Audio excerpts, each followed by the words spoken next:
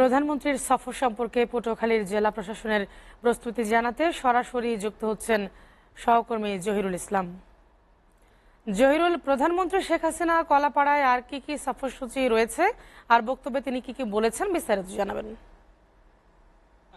মাননীয় প্রধানমন্ত্রীর যে সফর ছিল কলাপাড়ায়, সেই সফর কিন্তু এখনো চলমান রয়েছে। এই প্রথম পর্যায় শেষে কিন্তু দ্বিতীয় পর্ব রয়েছে। তবে প্রথম পর্বে তিনি জনসভায় বক্তব্য রেখেছেন।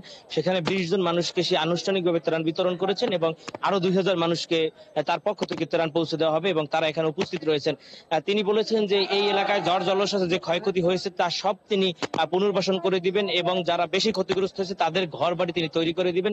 এবং তিনি আরো বলেছেন যে ইতিপূর্বে তিনি যে মুজিব বর্ষের ঘরগুলো দিয়েছেন সেগুলো কিন্তু দুর্যোগ সহনশীল ছিল বলেই অনেক ক্ষয়ক্ষতি কিন্তু কমে এসছে এবং সেই ঘরগুলো আসলে তিনি বলেছেন যে আমি হেলিকপ্টারে বসে দেখলাম যে আসলে সেই ঘরগুলোর কোনো ক্ষয়ক্ষতি হয়নি। এজন্য অনেক যারা নিম্ন শ্রেণীর জনগোষ্ঠী ছিল এবং নিম্ন আয়ের দরিদ্র গৃহহীন তারা কিন্তু এই ঝড়ে কম দুর্যোগ কবলিত হয়েছে।